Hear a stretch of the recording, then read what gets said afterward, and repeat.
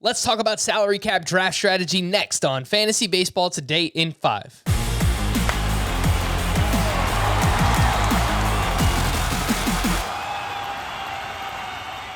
Welcome into FBT in 5. As always, make sure to follow and stream us on Spotify. Today is Tuesday, December 28th. I am Frank Stanfield, joined by my good buddy, Ariel Cohen. Make sure you follow him on Twitter at ATCNY. And one of the best in the business when it comes to salary cap draft strategy, formerly known as auctions, of course.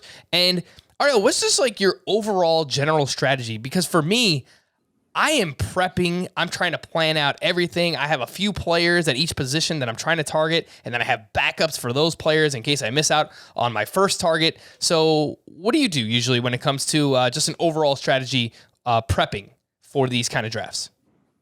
Yeah, I mean, my general strategy is what I call the hot spots. What you want to do is, rather than say I need a certain player at a certain position at a certain price point, I need a top first baseman, I need a top second baseman. Don't have to do that. What you do is you take a look at all the $35 players that are bargains and the $25 players that are bargains and the $10 players that you like that are bargains, and you assemble them. Maybe there's 3 or 4 or 5 similar players in a group, and you say, hey, that's a hot spot. And when it gets to me, hey, maybe there's a certain player in the hot spot that somebody else wants and you won't get them, and maybe there's a second player. But when you have 5 people in a tier, you're probably going to get one of those and at the price you want to pay. So that's really the way to assemble value. Get the hot spots. You'll get guys at your bargain, and there you go. All right. Well, we hear people talk about often when it comes to these kinds of drafts, a hitter-pitcher split. And basically, you have $260 normally in these drafts. And the usual split is 70-30, 70% for hitters, 30% for pitchers. But if you play in a roto league, you have 14 hitters, you have 9 pitchers. That means that hitters take up about 61% of your starting roster. However, there's an equal amount. There's 5 pitching categories. There's 5 hitting categories. So how do we get to this number 70-30 split? Do you have a number that usually you like to start off with?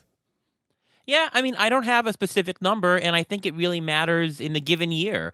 I mean, I do my Z-score formulas. It comes up with some number, but the truth of the matter is it really depends on what the market does.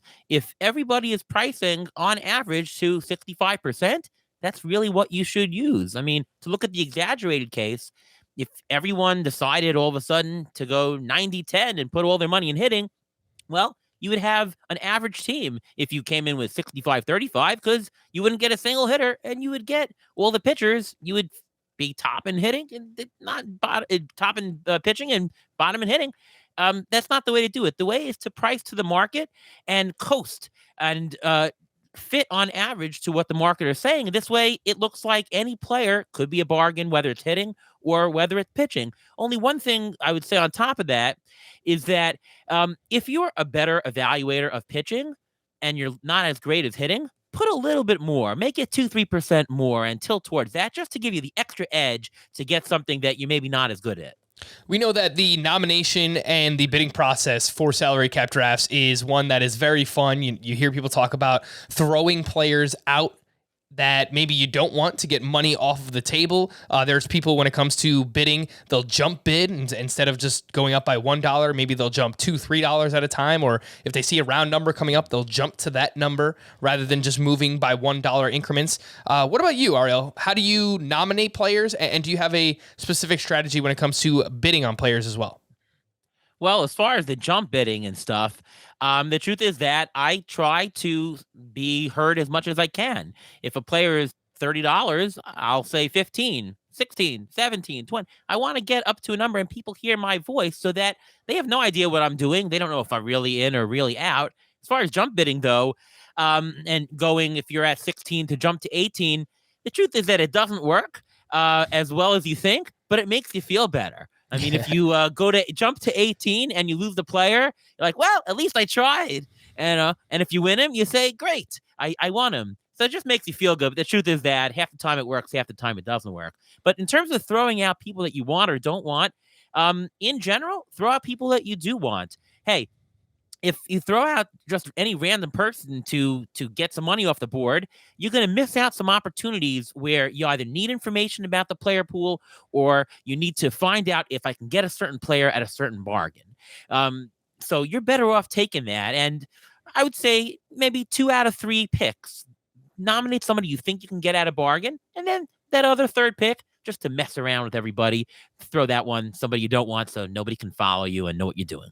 All right. For more extensive fantasy baseball coverage, listen to the Fantasy Baseball Today podcast on Spotify, Apple Podcasts, Stitcher, your smart speakers, or anywhere else podcasts are found. And thanks for listening to Fantasy Baseball Today in 5. We'll be back again on Thursday morning. Bye-bye.